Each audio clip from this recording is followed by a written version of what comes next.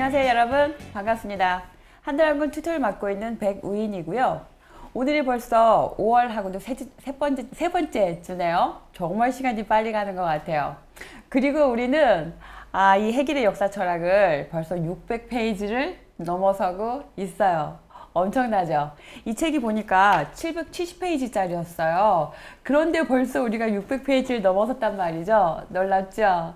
다음 주 한 주면 이 책이 다 끝나요. 그리고도 약간의 시간이 남아서 그 다음에 이제 6월 달에 이어서 할 책을 잠깐 간략하게 이렇게 개괄하는 그런 시간을 가지려고 합니다. 혹시 다음 달에 어떤 책을 하는지 알고 계시죠, 여러분? 혹시 몰라서 다시 한번 말씀드려요. 어떤 책이냐면 현대 신학 사상사입니다. 김균진 교수님의 책인데요.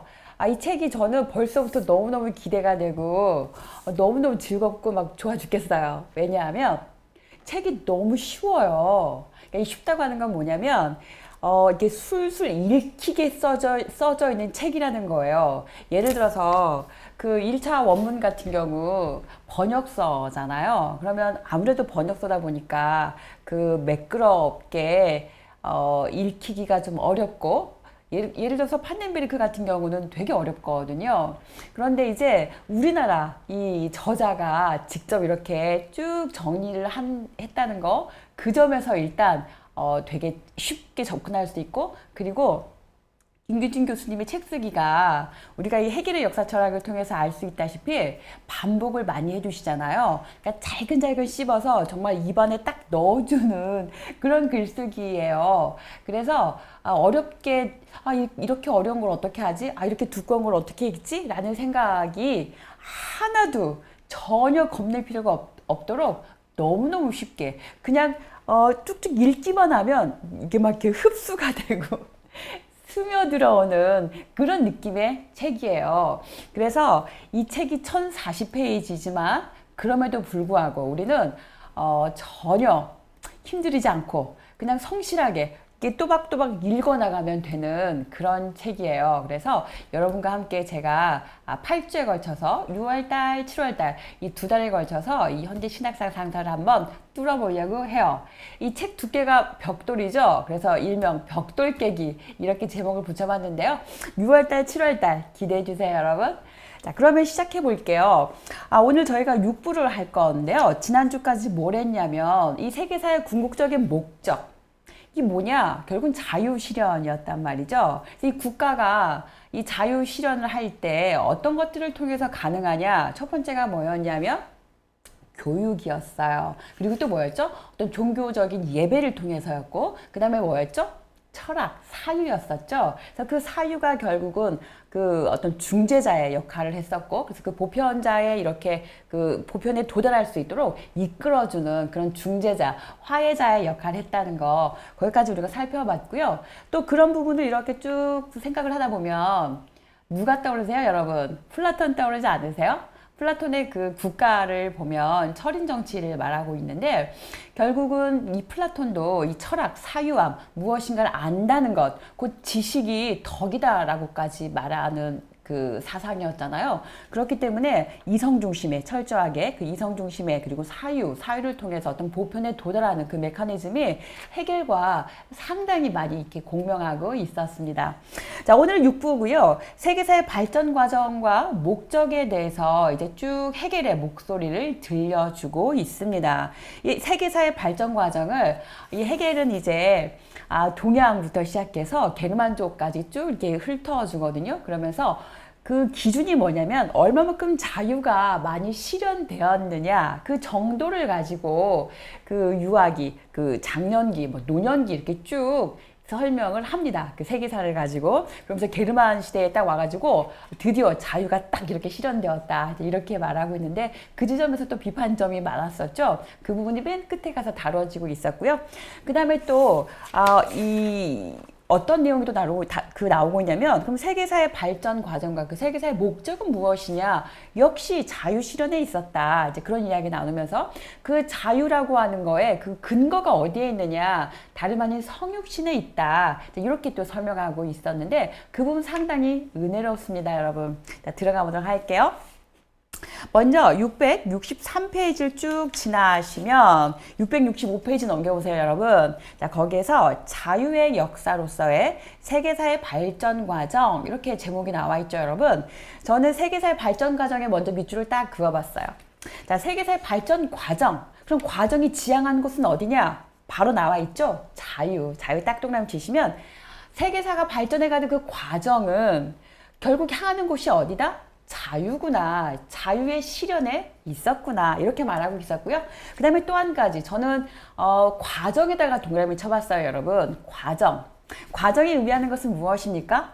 한 번에 딱 도달하는 것이 아니라는 거죠. 계속해서 이제 우리가 이 텍스트 읽다 보면 그 순환하는 어떤 그 원운동이라고 하는 표현을 쓰는데 그 순환하는 원운동이 하나도 그 새로움이 등장하지 않는 어떤 그 반복과 회귀를 의미하는 것이냐라고는 질문이 등장하는데 그것은 아니라는 거죠. 비록 원운동을 그리지만 그러나 여기 어떤 진보와 발전과 성장이 있는 좀 더 새로움을 향해 나아가는 그런 원운동이다. 이제 이렇게 말하고 있는데 그래서 이 세계사가 그 자유 실현을 향해서 나아가는데 그것이 단번에 하나의 원을 딱 그려서 끝! 그것이 아니라 수없이 많은 반복되는 그 원들을 그려가는 과정 그 안에서 자유가 실현되는 거다. 이렇게 말하고 있습니다.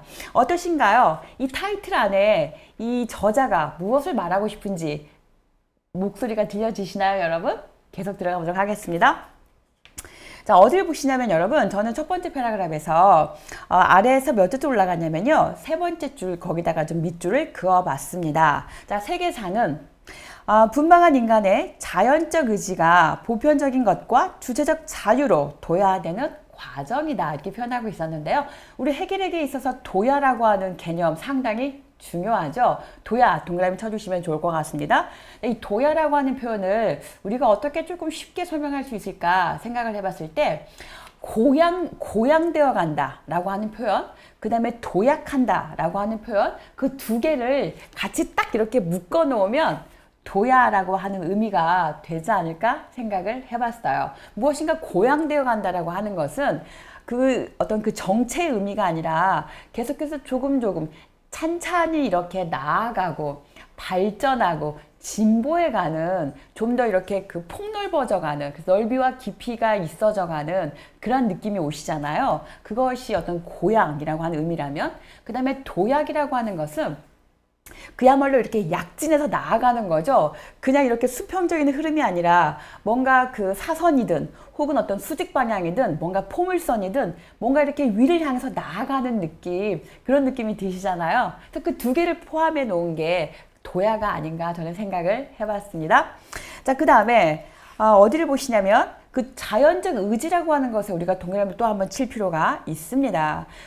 지난 시간에 제가 강조해 드렸어요. 해겔에게 있어서 자연적인 의미는 긍정적이다, 부정적이다? 부정적이다. 그랬죠?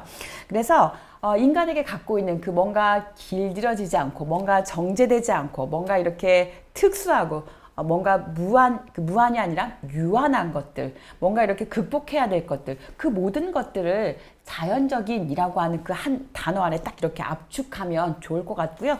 그럴 때 그것은 당연히 넘어서야 되는 그런 것이겠죠. 그래서 그것을 넘어서서 보편적인 것, 그 보편을 향해서 나아가는 것, 그래서 그 주체가 자유로운 주체가 되어가는 것. 자, 이렇게 보시면 그 세계사의 목적이 무엇을 향하고 있는지, 무엇을 지향하는지 알 것 같습니다. 자, 이제 넘어가 보도록 하겠습니다, 여러분. 자, 어디를 보고 싶냐면 여러분, 저는 여기가 굉장히 중요하다라고 해서 밑줄을 그어봤는데 함께 참여하면 좋겠어요. 첫 번째 패러그래프이고요. 아래서 세 번째 줄인데 페이지는 666페이지예요. 찾았을까요? 제가 먼저 읽도록 하겠습니다. 개인은 외적 현실로부터 자기 안으로 퇴각하여 자기를 성찰하게 되고 자기의식을 갖게 되는데 이로써 국가의 외적 현실과 개인 사이의 간격과 대립이 있게 된다. 이렇게 표현하고 있습니다. 자, 이것은 무엇을 말하는 것입니까? 국가의 인륜성에 관한 이야기인 것이죠.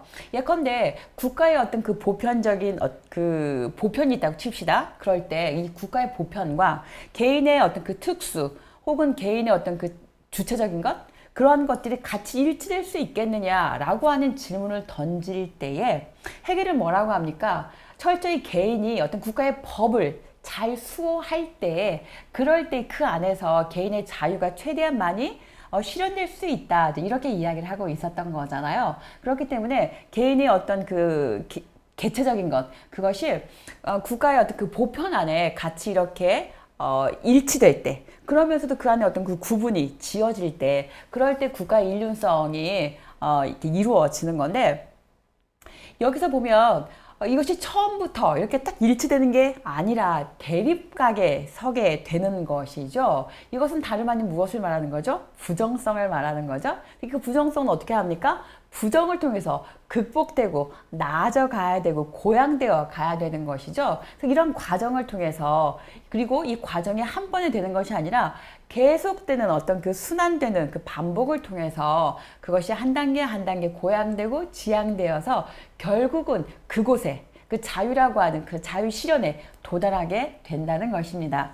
저는 이 문장을 읽으면서 그 누굽니까? 들레즈죠. 들레즈가 생각이 났어요. 들레즈가 그 차이의 철학, 생성의 철학을 말하면서 그 반복을 이야기할 때 그 반복이 계속 똑같이 정말 전혀 새로움이 등장하지 않는 그런 반복이냐? 그게 아니라는 거죠. 새로움이 등장하지 않는, 차이가 발생하지 않는 반복은 그야말로 헐벗은 반복이라고 하죠.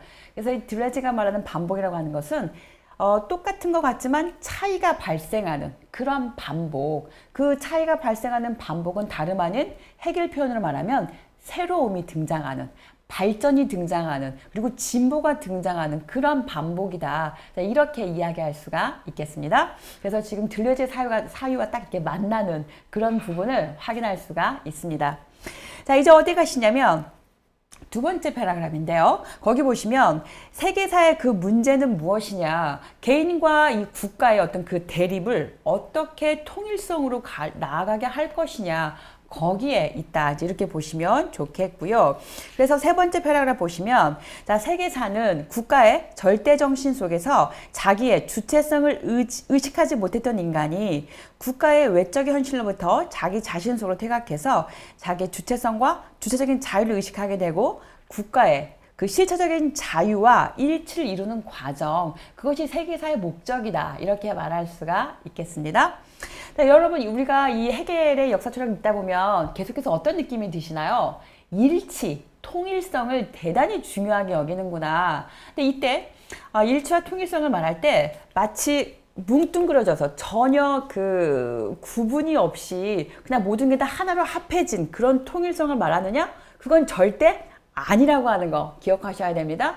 통일성과 일치성을 말하지만 그럼에도 불구하고 그 안에 무엇이 있다? 구분이 있다는 것, 차이가 있다는 것 늘 기억하시기 바랍니다, 여러분. 자, 그 다음에 이제 어딜 가시냐면 이러한 그 자유의식이 얼마만큼 많이 실현되고 얼마나 많이 고취되느냐에 따라서 이제 그 세계사의 그 레벨을 이렇게 나름대로 나누고 있어요. 자, 그 레벨에서 첫 번째 등장하는 게 뭐냐면 세 번째 패러그래프이고요. 위에서 내려올게요. 위에서 네 번째 줄 내려오시자면 살짝 우리가 기분이 상할 수도 있어요. 자, 첫 번째입니다.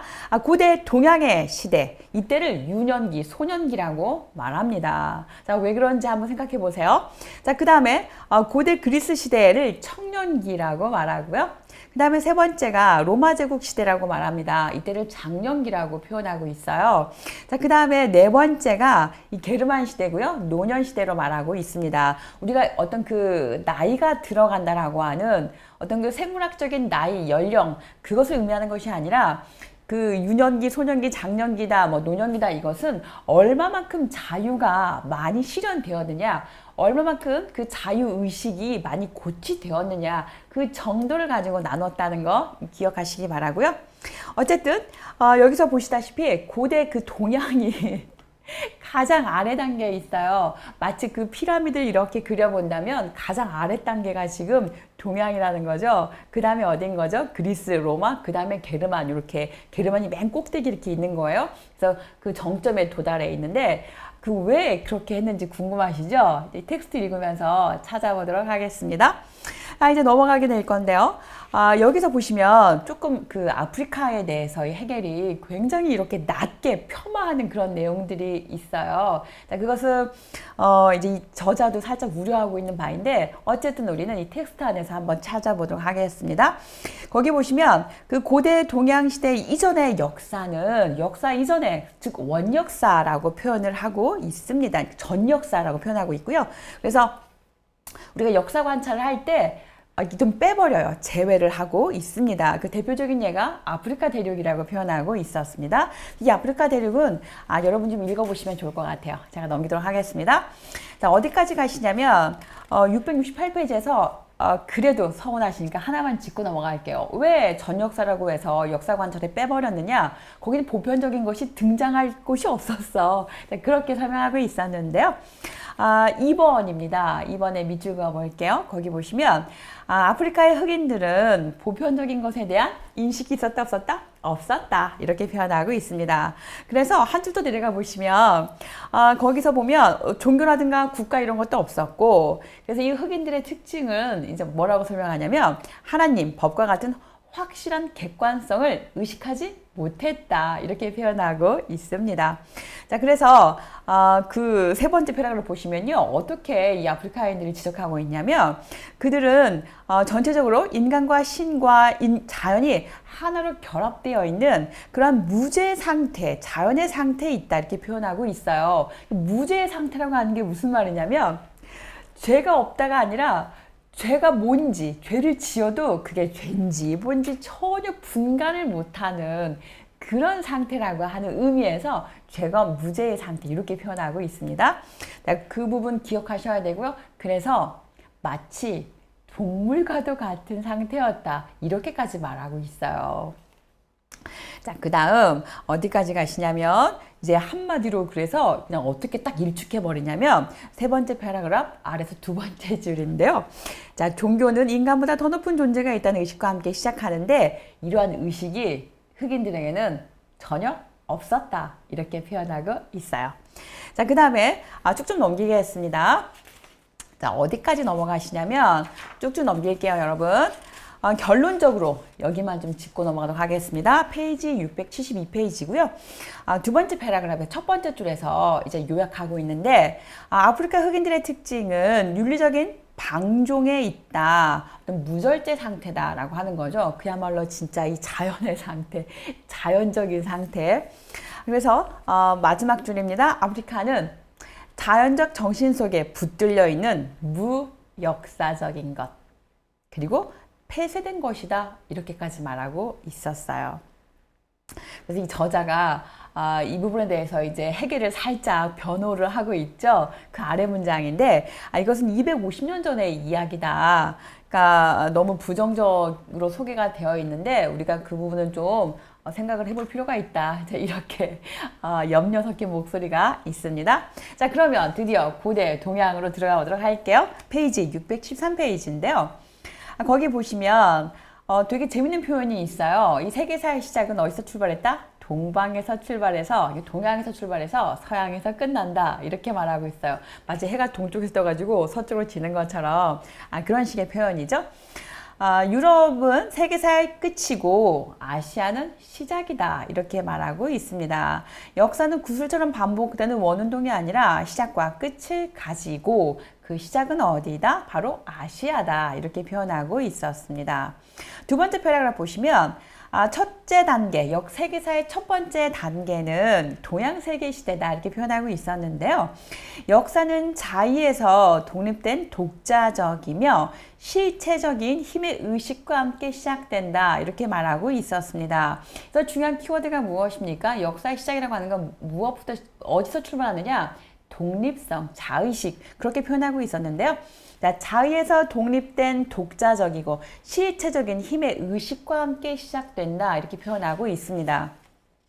자, 독립된 독자적인이라고 하는 말에 저는 동그라미 좀 쳐봤어요, 여러분. 무엇인가 독립적이고 독자적이고 뭔가 그 자의 그런 걸 가지고 어떤 그 의지를 가지고 무엇인가 이렇게 만들어 나가려고 하는 그런 힘, 그런 의식과 함께 시작이 된다는 것. 자, 그렇게 하시면 좋을 것 같고요. 자, 그 다음 어딜 가시냐면 드디어 이제 해겔이 동양을 어떻게 보고 있느냐, 그 동양의 특징을 이제 그 서술한 것이 나옵니다. 세 번째 패러그래프이고요. 1번입니다. 해겔은 고대 동양의 전체적인 특징을 정신이 그의 자연성에 묶여있는 상태, 곧 자연과 결합되어 자기의 주체성을 아직 의식하지 못하는 상태, 이렇게 표현하고 있어요. 여러분 어떠세요? 기분이 막 나빠지시나요? 그래가지고 그 동양을 너무 폄하했다 그래가지고 막 해겔을 엄청 막 비판하고 싫어했잖아요. 그 다음에 또 그 읽어볼게요. 그 시대는 내적인 것과 외적인 것, 정신적인 것과 자연적인 것이 아직 분리되어 있지 않다, 이렇게 표현하고 있어요.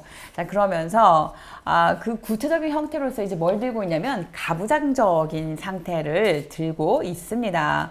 그래서 이 가부장적인 상태에서 보면 그 가장의 의지, 가장이 뭔가 목적하는 바, 그것이 결국은 그 가족 모두의 어떤 그 이념이 되는 것이고 목표, 목적이 되는 거잖아요. 그래서 한 사람, 가장이 모든 것을 다 이렇게 진두지휘를 하고, 그래서 그 가장이 이끄는 거에 따라서 모든 그 가족 구성원이 다 이렇게 따라가야 되는 거잖아요. 그러니까 오로지 한 사람의 그 목표, 목적이 모든 공동체에 다 목적이 되는 것이죠. 목표가 되는 것이고, 그래서 한 사람이 이끄는 대로 다 이렇게 따라가야 되는 것이기 때문에 그 자유는 오로지 한 사람에게밖에 국한된 것이 아니었다. 한 사람에게만 말이 꼬이죠? 자유가 오직 한 사람에게만 국한된 거였다. 그래서 거기는 유아기 소년기다, 이렇게 표현하고 있었습니다. 그 다음에 이제 좀 넘겨볼게요. 쭉 좀 넘기면 614페이지인데요. 넘어와서 675페이지 가볼게요, 여러분. 자, 고대 동양의 국가는 자연에 묶여 있기 때문에 변화가 없는 죽은 것임에 반해서 페르시아 시대에 이르러서 역사의 활동이 시작된다. 이제 그러면서 유년기에서 이제 소년기로 이렇게 도야가 일어나게 되는 것이죠. 그 자유정신의 도야가. 거기 보시면 3번입니다. 이 동양의 세계가 외적인 것과 내적인 것이 전혀 구분이 안 됐어. 그리고 이 법과 통찰이 아직 하나로 다 묶어져 있었어. 자, 그리고 또 이 네 번째 줄 보시면 정치와 종교가 결합된 신정체제, 그런 거였어. 그래서 하나님 나라가 세속의 나라이고 세속의 나라가 하나님 나라였고, 또 하나님은 이 시대에 자연의 세계에서 구별되는 인격적 존재가 아니라 같이 혼합되어 있는 추상적인 신이었다. 자, 그래서 자연이 신으로 숭배되었다, 이렇게 표현하고 있습니다. 해겔이 굉장히 싫어하는 표현이 또 있죠. 그러니까 자연적인 것만큼 추상적이다라고 하는 거, 그거 굉장히 싫어하죠. 뭔가 구체적이어야 되잖아요, 해겔은. 그래서 이 동양의 이 세계는 추상적인 거였다, 이렇게 말하고 있습니다. 자, 넘겨볼게요. 좀 읽어보시면 좋을 것 같고요. 쭉 넘겨서 저는 좀 어디까지 가고 싶냐면 676페이지에서 굉장히 중요한 표현이 하나 나오는데 5번이에요. 거기 보시면 고대 동양의 세계에서 지배적인 것은 뭐냐면 두려움이다, 이렇게 표현하고 있죠. 곧 공포와 독재다, 이렇게 표현을 해요.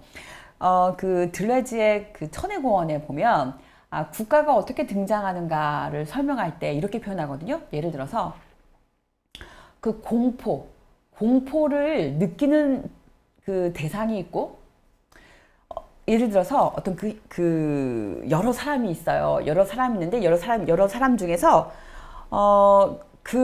여러 사람이 모인 곳에서 어떤 그 폭력이 일어나는데 그 폭력에 대해서 어떤 공포를 느끼는 대상이 있고, 그 폭력의 현장을 보고 뭔가 흡족함을 느끼는 그런 부류가 있단 말이죠. 그러면 여기에서 힘의 그 불균등이 딱 드러나게 된다는 거예요. 어떤 폭력의 현장에서 두려움을 느끼고 공포를 느끼는 그 대상은 힘이 어떤 거죠? 없는, 힘이 약한 그런 존재예요.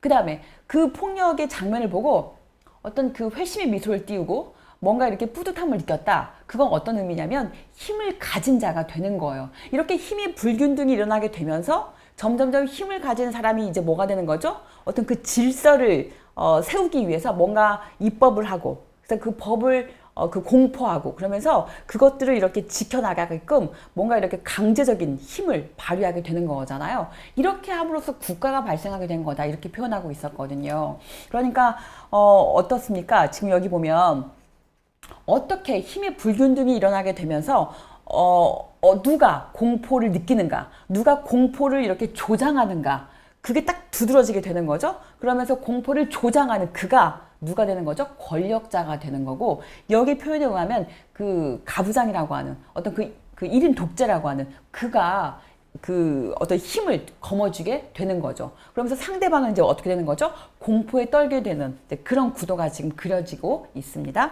그래서 공포와 독재가 바로 그 두려움이다, 이제 설명하고 있습니다. 그래서 이 사람들은 공포 속에서 살든지 아니면 공포를 통해서 통치하든지, 지금 딱 갈라지죠. 공포에 이렇게 떨면서 그 공포에 굴종하면서 자기 어떤 존엄성, 자기의 자유를 다 잃어버리고 마치 노예처럼 예속되고 뭔가 이렇게 억압된 그런 존재로 살아가게 되고, 어느 한쪽은 그들을 지배하고 그들을 억압하고 그들을 다스리고 통치하는 이제 그런 권력자가 되게 되는 것이죠.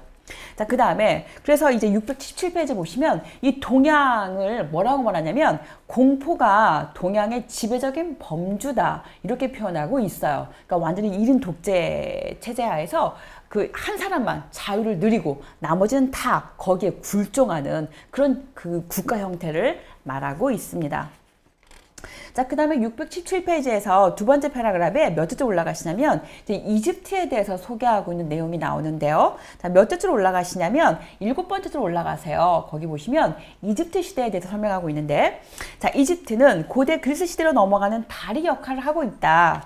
짐승과 인간의 양면성을 보이는, 그러나 대개 여성의 형태를 가진 이집트의 스핑크스는 이집트의 정신을 대변하고 있는데, 그것은 동물적인 것, 자연적인 것을 벗어나기 시작은 하는데 완전히 벗어나지 못하는 그런 정신 상태를 보여주고 있다, 이렇게 표현하고 있어요. 그러니까 그 동양에서는 뭔가 외적인 것, 내적인 것이 다 이렇게 섞여 있었고, 뭔가 그 페라스라고 하는 표현이 있어요. 페라스. 그게 경계라고 하는 뜻인데 그 경계가 전혀 없는 거죠. 어떤 그 윤곽이라고 하는 것은 제 주먹이 이렇게 있어요. 제 주먹과 제 주먹이 이렇게 있을 때 이렇게 제 주먹에 윤곽선이 있기 때문에, 즉 경계선이 있기 때문에, 즉 페라스가 있기 때문에 딱 두 개로 이렇게 나눠질 수가 있는 거잖아요. 근데 동양에는 이런 경계가 없이 이렇게 같이 그냥 이렇게 섞여 있는 상태가 되는 거예요. 이거를 융죽이라고 표현하거든요. 어떤 경계가 없는 상태. 그래서 이렇게 융죽 상태로 섞여 있기 때문에 뭔가 구별을 아무것도 없어.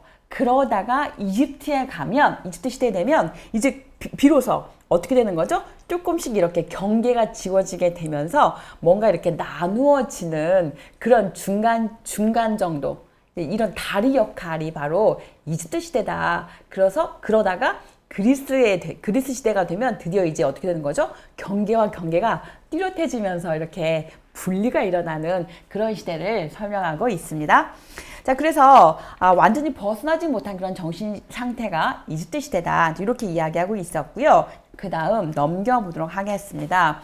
어디까지 가시냐면 이제 그리스 청년기로 가도록 할게요. 자, 3번이죠. 어디를 가시냐면 저는 쭉 좀 내려가서 두 번째 패러그래프에서 해겔은 그리스 시대를 어떻게 표현하고 있는지 함께 읽어보도록 할게요. 거기 보시면 인간은 그리스 시대에 이르러서 자기의식을 갖게 되고, 자기의식 동그라미 딱 쳐주세요. 자기의식을 갖게 되고 자기의 개체성을 이렇게 의식하게 된다. 즉 개체적인 눈을 뜨게 된다, 이렇게 표현하고 있어요. 그러니까 그 뭔가 이렇게 그 추상적으로 뭔가 이렇게 융죽 상태로 경계도 없이 다 이렇게 막 반죽처럼 그런 상태였었다면 차츰차츰 이렇게 떨어져 나가서 어떤 경계가 딱 생기면서 뭔가 이렇게 개체적인 그런 것들이 등장하게 되면서 자기의식이 등장하게 되는 거죠. 마치 그 모나드처럼 원자론적인 그런 그 생각들이 등장하게 되는 거예요. 자기의식이 등장하게 됐다는 거, 그때가 그리스 시대라고 하는 거, 그래서 그때를 청년기라고 하는 거. 자기의식이 등장했다, 그럼 뭘 의미하는 거죠? 자유의식이라고 봐도 저는 상관이 없을 것 같아요. 자기의식, 자유의식. 그래서 자유의식이 등장하기 시작했다. 개체들이, 개인들이 그렇게 보시면 되겠습니다. 그래서 거기 어디까지 가시냐면 저는 세 번째 패러그래프에다가 좀 밑줄 그어볼게요. 자, 그리스 정신은 그리스 지형과도 관계가 있다. 거기는 폴리스 시대였잖아요, 여러분. 자그마한 도시들이 각각이 그 도시 나름에서 어떤 자기 나름대로 정치가 이렇게 이루어져 가고 있었잖아요. 그러니까 굉장히 개체적인 어떤 그 도시 형태였고, 그 도시 안에서 스스로 이렇게 자생할 수 있는 그런 시스템도 구축이 되어 있었는데, 그런 지리적인 특성이 바로 이 그리스 시대의 어떤 그 자기의식 혹은 자유의식의 고취와 연관이 되어 있다. 이렇게 설명하고 있었습니다. 자, 그렇게 이해하시면 좋을 것 같고요. 넘길게요. 어디까지 가시냐면 여러분, 저는 679페이지에서 이 표현이 아주 마음에 들었어요. 어떤 표현이냐면 세 번째 패러그래프이고요. 첫 번째 줄이에요. 거기 보시면 어떤 그 자기의식 혹은 자유의식 이런 것들을 이렇게 얻게 되는 거, 그걸 뭐라고 표현하냐면 정신이 수면 상태에서 깨어나서 자기를 외적인 것에서 구별하고 자기의식에 눈을 뜨는 것에 비유한다, 이렇게 표현하고 있어요. 수면의 상태에서 눈을 뜨는 거, 그게 자기의식, 자기인식이 이렇게 생겨나는 거를 그렇게 표현하고 있었거든요. 어떠신가요, 여러분? 여러분은 지금 수면 상태인가요? 눈을 뜨고 계신가요?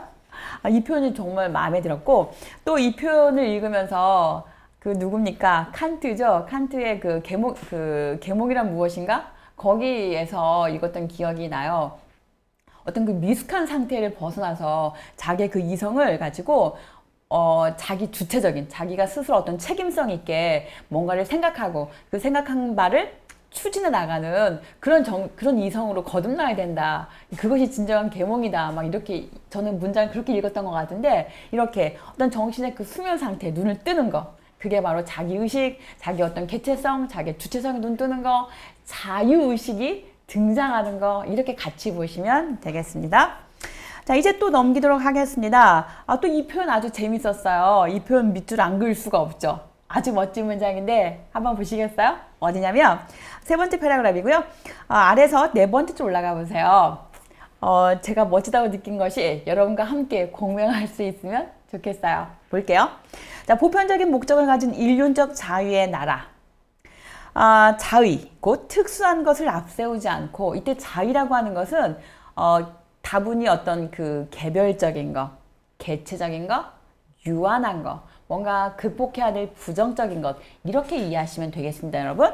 그래서 특수한 것을 앞세우지 않고 민족의 보편적 목적을 자기보다 앞세우고, 이 목적을 원하고 이 목적에 대해 아는 자유의 나라가 바로 여기에 있는 거다. 이 자유의 나라 동그라미 딱 쳐주세요. 네.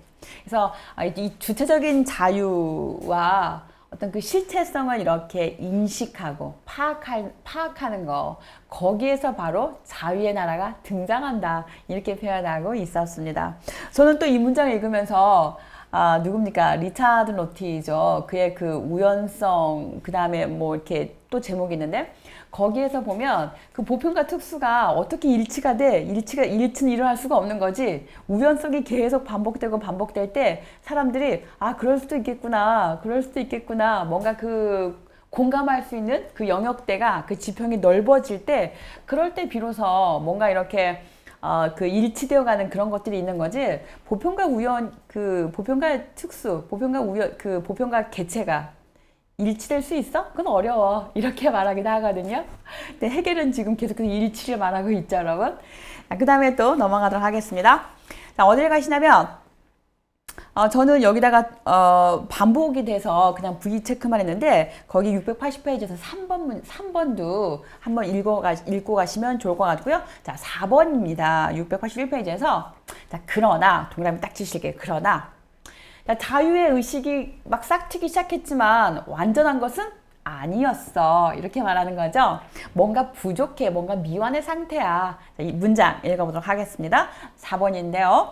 자, 그러나 그리스 세계의 개체성은 자연적 감성과 미개성을 완전히 벗어나지 못한다. 이렇게 표현하고 있어요. 자, 그것을 우리가 어떻게 할 수 있느냐? 신화를 봐봐. 이렇게 말하고 있죠. 그 신화들에 등장하는 신들을 봐봐. 보면 아직도 좀 허접해, 부족해. 자, 이렇게 목소리 들으시면 되겠습니다. 그 다음에 또 어딜 가시냐면, 넘길게요, 여러분. 저는 어디까지 왔냐면, 682페이지에 왔어요. 682페이지에서 이 문장은 우리가 참 곱씹어 볼 만한 문장이에요. 헤겔이 말할 때, 그 해 아래 새로운 것이 없다라고 말하면서 또 그 철학을 말할 때, 회색을 덧칠하는 것이 철학이냐. 초기에는 그렇게 말했었죠. 그러다 후기에 가서는 아니지. 지금 이 현재 이 상태를 그냥 잘 정리해 놓은 어떤 그런 것이 철학이 아니라 그 현실을 제대로 직시하고 거기서 문제를 제기하고 그래서 그 문제를 넘어설 수 있는 새로운 뭔가 대안을 모색하고 그래서 어떤 그 새로운 그 방안을 제시하고 그곳의 어떤 그 목적을 나아갈 수 있는 목적성을 이렇게 뭔가 이렇게 드러내주는 그런 게 바로 철학인 거지라고 말했을 때 그 철학이 어떻게 등장하는지에 대한 설명을 지금 하고 있어요. 어떤 그 새로운 철학이 등장할 때마다 가만히 보면 한 민족이, 한 국가가 멸망하려고 할 때, 뭔가 그 최고 정점에 딱 도달했다가 이게, 이 민족 정신, 국가를 보면, 국가의 그 쇠망을 보면 계속해서 이제 전복되고, 그러니까 정복과 패배, 그것들의 반복이잖아요. 정복하고 패배하고 다시 정복하고 패배하고 이런 그 포물선을 그리는 이렇게 올라갔다 내려갔다 이건 뭐죠?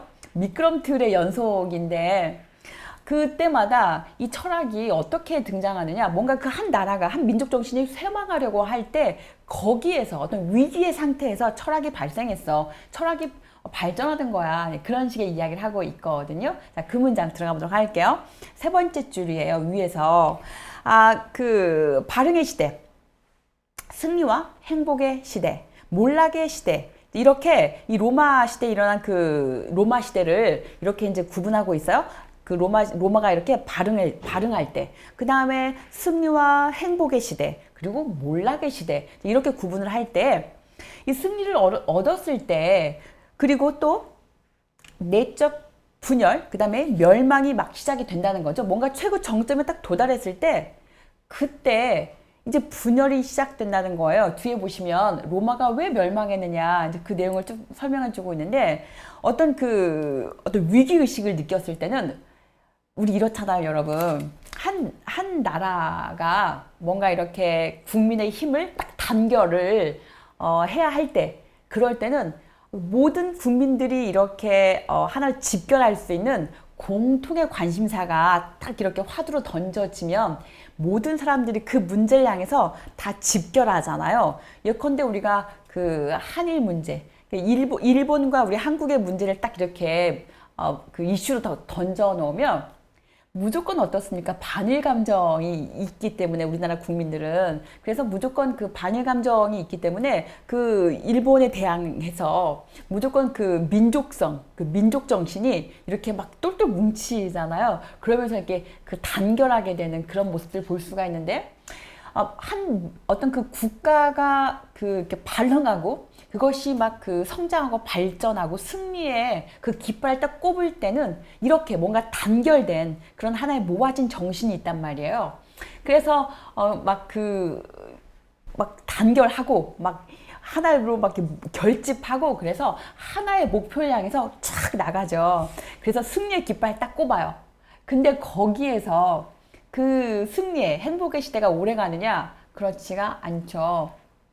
머지않아 분열이 일어나고 그 분열은 곧 뭘로 가는 거죠? 쇠망, 패망, 파국의 시기로 이렇게 치닫게 되는 거죠. 그래서 그 파국의 시대에 도달할 때 다시 거기서 또 어떻게 되는 거죠? 새로운 이슈가 또 터지고 그래서 다시 또 뭔가 이렇게 힘을 결집하고 그래서 다시 또 그 승리를 향해서 하나의 모아진 목적을 향해서 또 나아가게 되고 이런 것들의 반복이 바로 이 세계사고 그 세계사가 이렇게 계속해서 반복해 가면서 결국은 어디까지 향해 가게 되느냐 종말에는 완전한 자유의 실현을 향해서 나아가게 된다. 이렇게 헤겔은 말하고 있어요.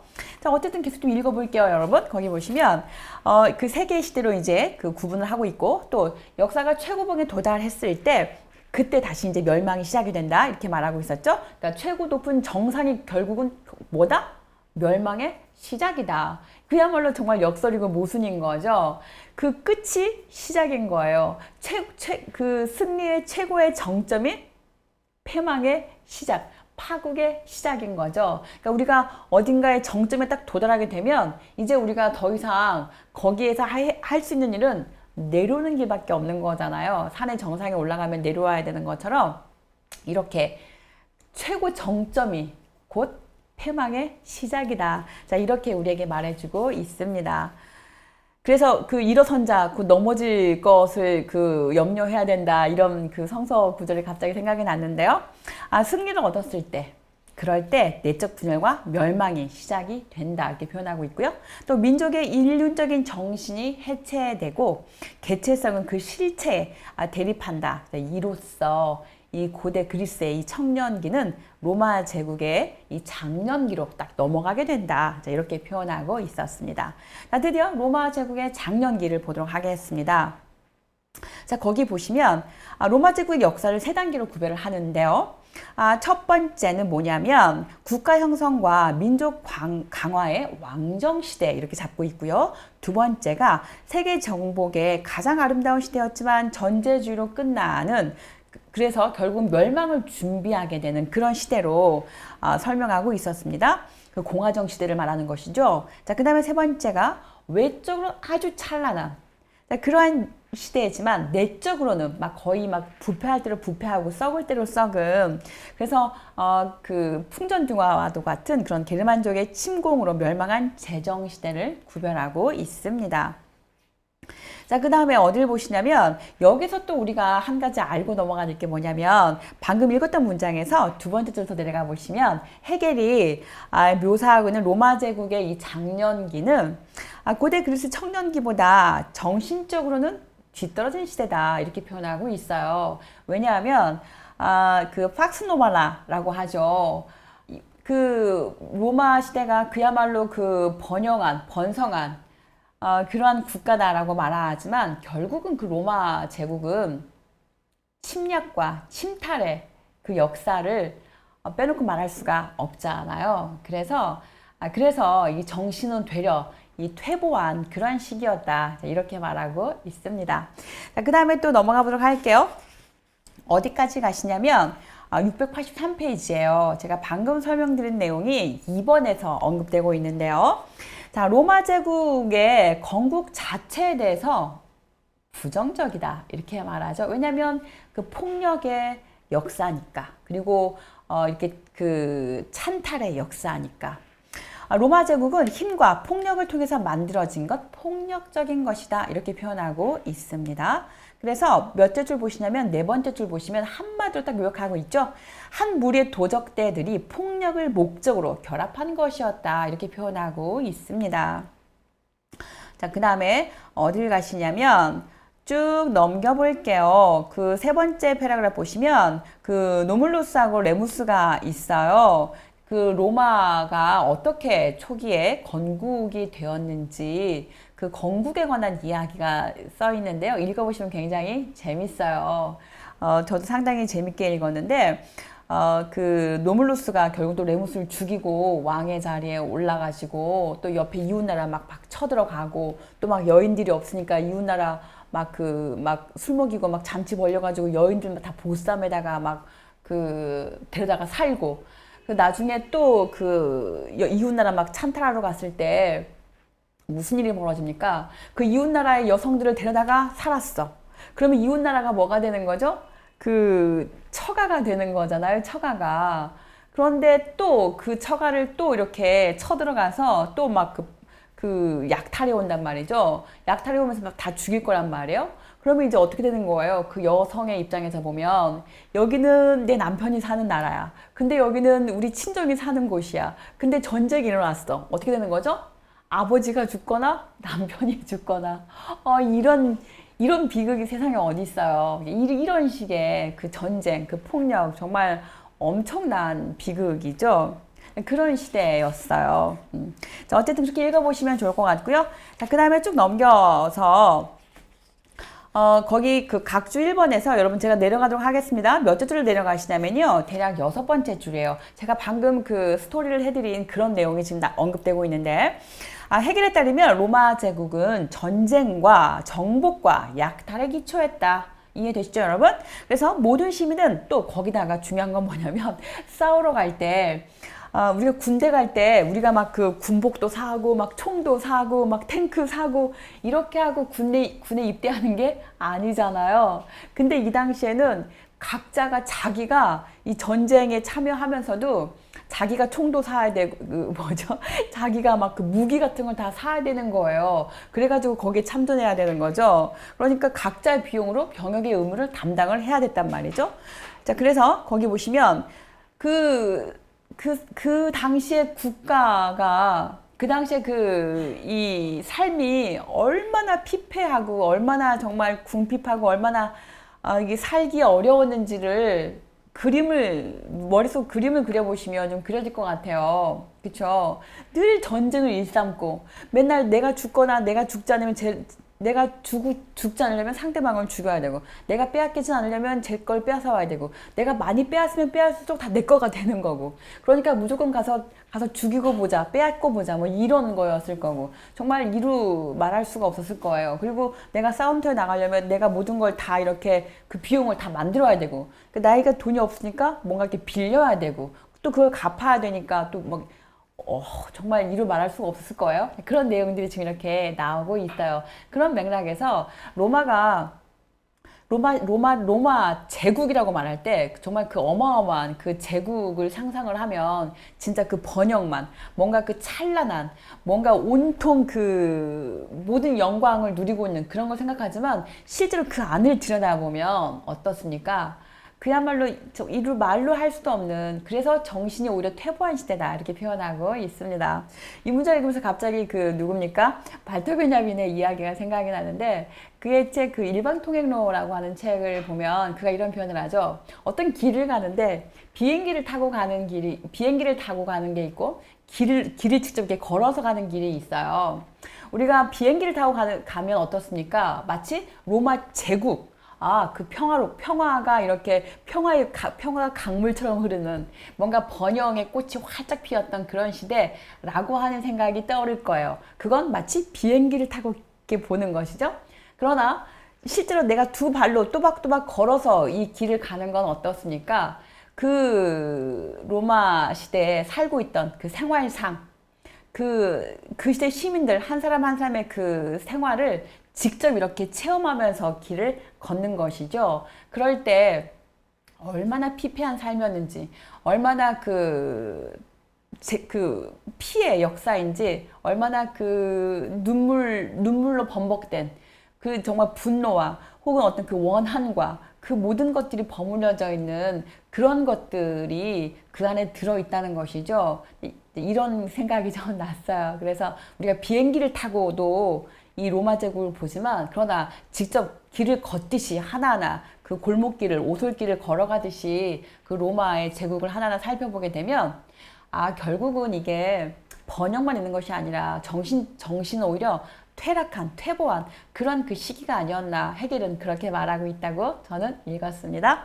자, 그 다음에 이제 어디를 가시냐면 그런 내용이 685페이지에서 쭉 이렇게 나옵니다. 읽어보시면 좋을 것 같습니다. 자, 그 다음에 저는 686페이지에서 그리스와 로마를 이렇게 비교해 놓은 문장이 있는데요. 세 번째 패러그래프예요. 자, 준비되셨을까요? 밑줄 그어볼게요. 거기 보시면 로마 제국과 그리스의 차이를 이렇게 설명하고 있는데요.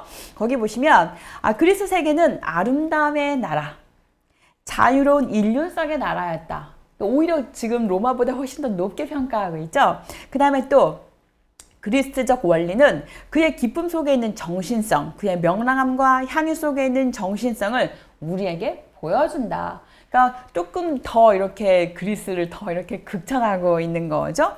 자, 거기다가 두 번째 줄 내려가시면 이에 반해서, 자, 로마 제국에서는 개인들은 국가의 목적을 위한 그들의 인륜적 삶에 있어서 희생되어야 할 그런 대상이었다. 이렇게 설명하고 있습니다. 그러니까 로마에서 어떤 그 개인은 희생되어야 될, 국가를 위해서 희생되어야 될 하나의 도구와 수단에 지나지 않았다. 이렇게 보는 것이고, 그리스는 오히려 개인이 훨씬 더 자유로움을 누릴 수 있는, 그러면서 그 자유로운 인륜성의 국가였다. 이렇게 표현하고 있잖아요. 그러면서 그 아름다움의 나라였다. 이렇게 표현하고 있죠. 네.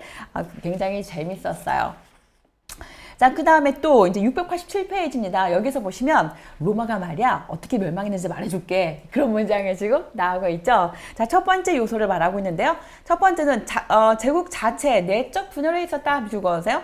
자, 내적 분열. 우리는 당연히 내적 분열이 일어날 수밖에 없다라고 하는 거 우리 앞부분에서 이미 다 익혔습니다. 거기 보시면 황제권의 계승에 대해서 누가 이것을 계승할 것이냐. 그러면서 군대가 막 개입하죠. 그 다음에 또 어떤 그 지배층들이 어떻게 하면 내가 더 많은 것을 가질까? 당연히 이런 것들이 있겠죠. 그래서 면세 특권을 통한 지배층의 치부, 그 다음에 사적 관심과 소유욕, 그 다음에 자영농들의 몰락과 소작농들의 증가, 관리들의 부패, 통치권의 현금 뿌리기로 인한 인플레이션, 극심한 빈부격차 등으로 말미암아서 쇠퇴하게 되었다. 여러분, 이 문장 읽으면서 저는 이게 비단 로마의 로마 제국의 멸망 원인이기만 할까? 라는 생각이 들었어요. 이 문장을 딱 읽으면서 지금 우리나라의 실정과 얼마만큼 거리가 있나? 너무 똑같지 않나? 이런 생각을 해봤습니다. 여러분 어떠신가요? 우리가 로마 제국의 멸망을 이런 이유로 멸망했대 라고만 하고 그냥 끄덕끄덕 하고 넘어갈 것이 아니라 우리가 살고 있는 이 나라는 어떤가 한번 생각해 보면 좋겠습니다. 자, 그 다음에 또 두 번째를 말하고 있는데요. 두 번째는 정신의 퇴보에 있었다. 이렇게 표현하고 있었고요. 자, 세 번째 멸망 요인은 뭐냐면 야만족 곧 게르만족의 대이동이었다. 이렇게 표현하고 있었죠. 그러니까 외부에서 이렇게 외적인 어떤 요소가 있었다. 그러니까 내부적인 요인도 있었지만 외부적인 요인도 있었다. 자, 이렇게 보시면 좋을 것 같고요. 넘기겠습니다.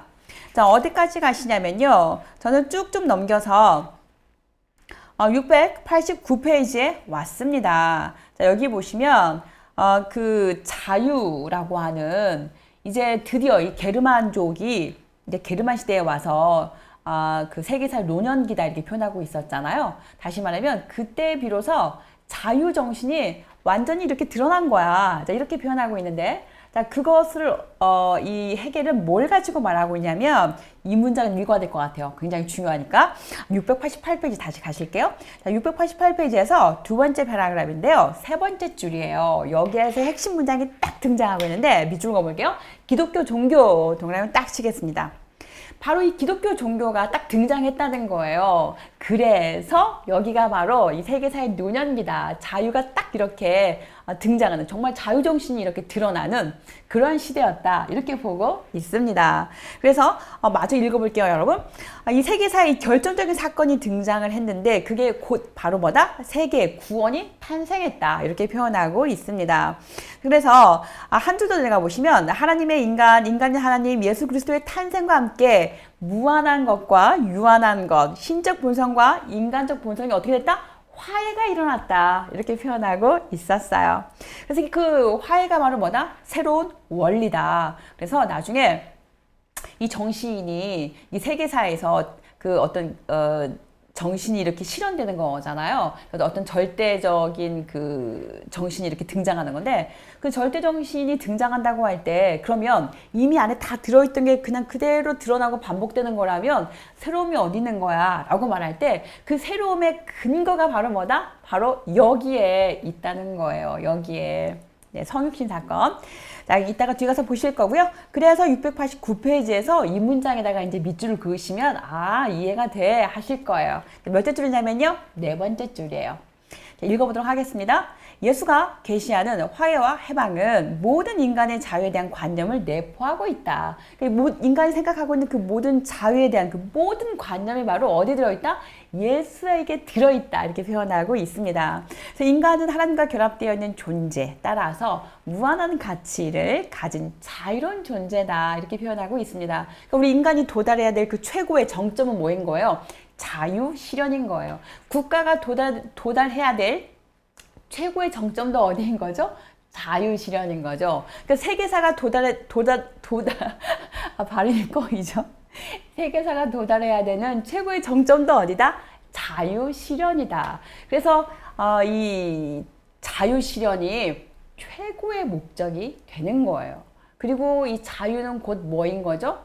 정신인 거죠. 그래서 이 정신의 자기 실현, 그게 바로 자유실현이다. 이렇게 맥락을 딱 잡고 있으면 좋을 것 같습니다. 자, 넘기실게요. 우리가 게르만 세계 노년기까지 다뤄야 되는데 제가 여러분 이렇게 할게요. 여기를 그냥 휘르륵 가기는 너무 아쉬운 것 같아요. 그래서 여기는 제가 조금 더 읽고 싶거든요. 지금 조금 쉬었다가 제가 2부에 가서 이 게르만 세계 노년기로 다시 찾아뵙도록 하겠습니다. 잠시 후에 뵐게요.